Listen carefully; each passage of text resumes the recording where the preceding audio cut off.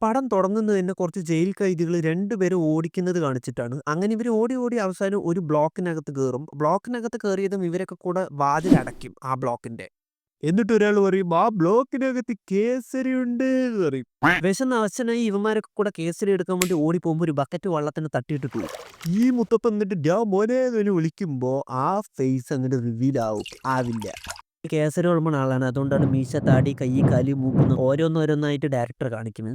ഈ ജയിലിൽ വയറിന് പകരം ചാട്ടയൊക്കെയാണ് ഇവര് യൂസ് ചെയ്യുന്നത്. വിഷുവിന് വാങ്ങിച്ച പഴയ ചാട്ടയായതുകൊണ്ട് മെല്ലെ കത്തി കത്തി കത്തി ഇങ്ങനെ പോയൊരു ബ്ലാസ്റ്റ് ആവും. ബ്ലാസ്റ്റ് ആയതിനു ശേഷം അങ്ങനെ ആ ബീജിയം ഇട്ടിട്ട് നമ്മളുടെ കേസരി ചേട്ടനെ കാണിക്കും. എന്തോ ഭഗവത് നാഥ് കേസരി എന്നൊക്കെയാ പറയണേ പുള്ളിയെ.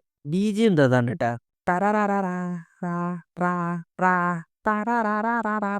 ഇനിയിപ്പോ ഇതിന് കോപ്പിറൈറ്റ് വരുമോന്ന് അറിയില്ല.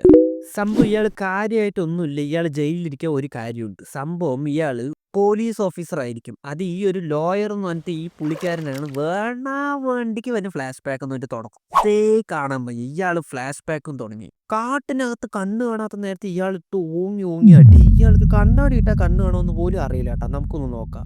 അടി എന്ന് പറഞ്ഞാൽ ഇടി അടിയാണ്, അടി ഇടിയാണ്. ഇതെന്തത് സംഭവം? ഇയാള് DSP ആയിരിക്കുന്ന സമയത്ത് ഒരു വില്ലന്റെ അച്ഛനെ കൊണ്ടുവന്ന് ജയിലിലിടും. ജയിലിലിട്ടതിന് ശേഷം വില്ലന്റെ അപ്പൻ ഒരു പൊളിറ്റീഷ്യൻ ആയിരിക്കും. ആ പൊളിറ്റീഷ്യൻ ജയിലിലിട്ട് റിലീസായ അപമാനം സഹിക്കാൻ പറ്റാൻ ചാകും. ഇയാള് പടായ സ്ഥിതിക്ക് മകൻ എന്തെങ്കിലും കലിപ്പ് വേണ്ടെന്ന് പറഞ്ഞിട്ട് മകൻ കലിപ്പായി നേരെ ഇയാളെ കാണാൻ പോയിട്ട് ഒരു പ്രഗ്നന്റ് ലേഡിനെ അറേഞ്ച് ചെയ്തിട്ട് കഴുത്തിൽ കത്തി വെച്ചിട്ട് നിൽക്കും. "നീ കേസ് എന്തെങ്കിലൊക്കെ എടുത്തിട്ട് മര്യാദയ്ക്ക് ജയിലിൽ പോയി നീയും അപമാനം പെട്ടോ, ഇല്ല വെച്ചോ ഉള്ള കഴുത്തിന് കറ കറ കറ കറ നിറച്ച് ഞാൻ താഴെ ഇടും" പറയും. അപ്പൊ ഇയാൾ ടെൻഷനായിട്ട് "ആ ശരി ശരി, ഞാന് കുറച്ച് ഇമോഷണൽ സീനൊക്കെ ക്രിയേറ്റ് ചെയ്യാൻ പോണ്, അപ്പൊ ഞാൻ ജയിലിൽ പോയിട്ട് ഇയാൾ പോയി ജയിലിലിരിക്കും. അതുകൊണ്ടാണ് ഇപ്പൊ ഈ ജയിലിൽ ഈ പുള്ളിക്കാരൻ ഇരിക്കുന്ന ഈ കൊണച്ച് ഫൈറ്റ് നമ്മൾ കാണേണ്ടി വന്നത്. ശരിയാ. പിന്നെ ഈ കൊണയുടെ ഫ്ലാഷ് ബാക്ക് കഴിഞ്ഞതിന് ശേഷം ഈ ജയിലിന്റെ മെയിൻ ഒരു ആളാണ്, ഒരു പോലീസ് ഓഫീസറാണ് നമ്മുടെ ശരത് കുമാർ. ശരത് കുമാറിന് ഒരു മോളുണ്ട്. ശരത് കുമാർ മോളിലെയും ഈ സ്റ്റേഷനിൽ കൊണ്ടുവരും. ഒന്ന് അങ്ങനെ ബാലയ മോളുമായിട്ട് നല്ല കമ്പനിയാവും, നല്ല ഫണ്ണൊക്കെയാണ്, സംസാരിച്ച് തിരിച്ച് കളിച്ചൊക്കെ ഇരിക്കും. ഒരു ദിവസം ശരത് കുമാർ ആക്സിഡന്റിൽ പടാവും. പിന്നെ ഈ കുട്ടി ആര് വളർത്തും? നമ്മുടെ ബാലയെ തന്നെ വളർത്തും. പെട്ടെന്ന് വളർത്താൻ പറ്റില്ല എന്നിട്ട് ഡയറക്ടർ മനസ്സിലാക്കി ഒരു പാട്ടങ്ങ് ഇടും. പാട്ട് കഴിഞ്ഞതിന് ശേഷം മകളൊക്കെ അങ്ങനെ ബിരുദവും. ഈ കുട്ടി വലുതായ സ്ഥിതിക്ക് ഈ കുട്ടിക്ക് ഒരു പ്രശ്നമുണ്ട്. ഈ കുട്ടിയെ ആരെങ്കിലും പെട്ടെന്ന് ടെൻഷനാക്കി കഴിഞ്ഞാൽ ശ്വാസം മുട്ട് വരും. അതുകൊണ്ട് ഈ കുട്ടി മൊത്തത്തിൽ പാനിക്കായി വയ്യാണ്ടാവും. ബാലയാണ് ഈ കുട്ടിയെ വളർത്തിയത്. അതുകൊണ്ട് ഈ കുട്ടിന്റെ ആദ്യത്തെ അച്ഛനായ ശരത് കുമാറിന് ഒരു ആഗ്രഹമുണ്ട് ഈ കുട്ടിയെ മിലിറ്ററിയിൽ വിടണം എന്ന് പറഞ്ഞിട്ട്. അപ്പോൾ ആ ആഗ്രഹങ്ങളൊക്കെ നമ്മുടെ ബാലയ്ക്ക് പറയാം. അതുകൊണ്ട് തുടങ്ങും ബാലയെ ട്രെയിനിങ്. കാട്ട് ട്രെയിനിങ്, മേട്ട് ട്രെയിനിങ് ആണ്. എന്തിനാണ് ഇങ്ങനെയൊക്കെ ട്രെയിനിങ് എന്ന് എനിക്ക് പോലും അറിയില്ല.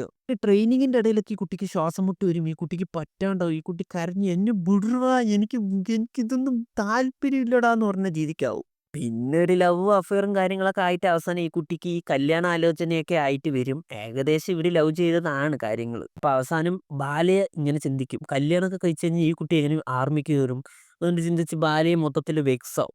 ഈ കുട്ടിയുടെ ആഗ്രഹം എന്ന് പറഞ്ഞിട്ട് അങ്ങനെ വിടും. അതിനുശേഷം ഈ കുട്ടി ബാലേന്റെ ഫ്ലാഷ് ബാക്കും കാര്യങ്ങളൊക്കെ കേൾക്കേണ്ട സാഹചര്യം വരും. പാവം കുട്ടി കേട്ടതിന് ശേഷം ഇമോഷണൽ ഡാമേജ്, അതും എമോഷണൽ ആവും കുട്ടി. അയ്യാമുയ്യാന്ന് കരഞ്ഞിട്ട് ഈ കുട്ടി പറയും ഞാൻ എന്തായാലും ആർമി ഓഫീസർ ആവുമെന്ന് തീരുമാനിച്ച് കല്യാണം കാര്യങ്ങളൊക്കെ തൂക്കി എറിഞ്ഞിട്ട് ഈ കുട്ടി നേരെ ആർമി ഓഫീസർ ആകാനുള്ള ട്രെയിനിങ്ങും കാര്യങ്ങളൊക്കെ ബാലേന്റെ അടുത്ത് നിന്ന് എടുക്കും. വീണ്ടും കൊണയുടെ ട്രെയിനിങ്. എന്തിനോട് അങ്ങനെയൊക്കെ ട്രെയിനിങ് കൊടുത്ത് വെറുപ്പിക്കണ് ഓഡിയൻസിന്? അതിന്റെ ട്രെയിനിങ് മാത്രമല്ല, ഈ പടത്തിൽ തിരിഞ്ഞ അടി, മറിഞ്ഞ അടി, കിടന്ന അടി, ഉരുണ്ട അടി, തിരിഞ്ഞു നോക്കിയാൽ പോലും അടിയാണ്. എല്ലാ അടിയും ഈ പടത്തിൽ ഞാൻ കവർ ചെയ്തിട്ടുണ്ടെങ്കിൽ 1 മണിക്കൂർ തന്നെ വന്നിട്ടുണ്ടാവും വീഡിയോ. അതുകൊണ്ടാണ് ഈ അടിയൊക്കെ ഞാൻ കുറച്ച് കുറച്ച് കട്ട് ചെയ്ത് കാണിച്ചു കേട്ടാ. പിന്നെ ഈ വില്ലന് വേറെ പണിയും തരമൊന്നുമില്ല. അപ്പന്റെ പൊളിറ്റീഷ്യൻ പവർ ഈ ചെക്കനെ എടുത്തിട്ട് വേറെ വേണ്ടാത്ത പരിപാടിയൊക്കെ കാണിക്കും. ഈ പെണ്ണിന് മിലിറ്ററി പോകാൻ വിടില്ല, അത് ഇത് വന്നിട്ട് കൊണച്ച കാര്യങ്ങളൊക്കെ കാണിക്കും. പിന്നെ മാസ്റ്റർ പടത്തിൽ ബക്കറ്റ് ഫൈറ്റ് സീനൊക്കെ കൺട്രോൾ B പറഞ്ഞ പോലെ കോപ്പി അടിച്ച് വെച്ചിട്ടുണ്ട്. ഞാനിപ്പോ പറഞ്ഞ കാര്യം കോപ്പിയാണെന്ന് പറഞ്ഞിട്ട് കമന്റ് ചെയ്യരുതേ പ്ലീസ്. ഇൻസ്പയർഡ് ആണ്. മാട്ടടി മേട്ടടിയൊക്കെ കഴിഞ്ഞതിന് ശേഷം ഈ പെണ്ണ് അങ്ങനെ ഫുള്ളും ട്രെയിനിങ് കംപ്ലീറ്റ് ചെയ്യും. പിന്നെ കംപ്ലീറ്റ് ചെയ്ത സ്ഥിതിക്ക് വില്ലന് വല്ല പണി കൊടുക്കണ്ടേ? അപ്പൊ വില്ലൻ തീരുമാനിച്ച് മൊത്തത്തിൽ അടി ഉണ്ടാക്കാൻ വേണ്ടി വില്ലൻ വരും. നല്ല വെളിച്ചമുള്ള സ്ഥലത്തിലൊന്നും അടി ഉണ്ടാക്കി ശീലമില്ലാത്ത വില്ലൻ ഏതോ ഒരു സ്ഥലത്ത് കൊണ്ടുവന്ന് ഒരു പാട്ട ലൈറ്റ് വിട്ട് അവിടെ അടി ഉണ്ടാക്കാൻ തീരുമാനിച്ച് രണ്ടും കൂടെ കൊണയടി അടിയാവും. അവിടെ ഈ കുട്ടിയും ഉണ്ടാവും ട്ടോ. പിന്നെ ഈ ബാലയെ അടി വാങ്ങി അവശനായി താഴെ വീഴേണ്ട ഒരു സീന് റൈറ്റർ എഴുതിയത് കൊണ്ട് ബാലയെ താഴെ വീഴും. ഇല്ലെങ്കിൽ ബാലയെ വീഴില്ലാട്ടതാ. സിലിണ്ടറൊക്കെ അടിച്ച് പറത്താൻ വിട്ട ആളാണ്. ഇതെന്തത്? പിന്നെ അങ്ങട് ഒരു രോമാഞ്ചം സീന് ഇമാജിൻ ചെയ്ത ഡയറക്ടർ കുട്ടിയും കൂടെ ഫൈറ്റിന് അങ്ങോട്ട് ഇറക്കും. പിന്നെ രണ്ടുപേരും മാറി മറിഞ്ഞ് എയറിൽ തട്ടിയാണ് തെറിച്ചും മറിഞ്ഞും ഒക്കെ തെറിച്ച് പറന്ന് ഉരുണ്ട് താഴെ വീണ് അവസാനം വില്ലൻ ആവും. പിന്നെ അവസാനം ഈ കുട്ടി ആർമിയിലും കയറും. Happy end. പടം കഴിഞ്ഞു. அப்போ நான் பொட்டனா? இத்தனையும் நான் செய்து கொண்டிருக்கேன், நான் பொட்டனா?